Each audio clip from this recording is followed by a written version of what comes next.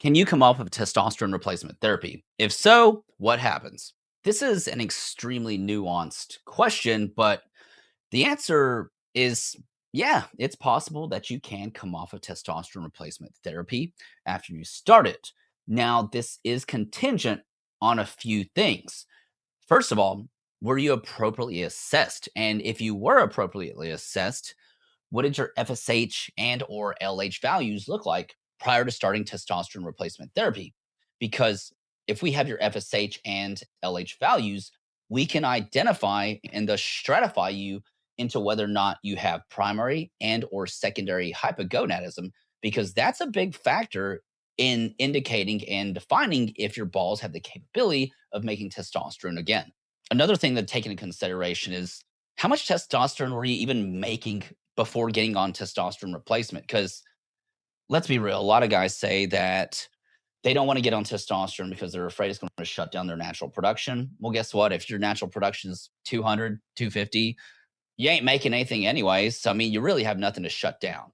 Depending on the underlying etiology, then it's totally possible that you could possibly come off. We've had guys come off for whatever reason, whether it's deployment, personal reasons, whatnot.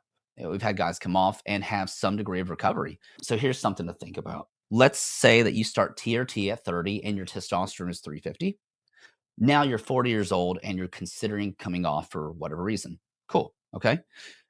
Now we know there's an age related decline in your natural testosterone levels. So hypothetically, your 350 at 30 might now be 250, 300 as your new baseline untreated. So you have to take in consideration when you come off, if you're making testosterone, your new endogenous level is probably going to be lower just because time has passed and that's how life is. You make less as you get older.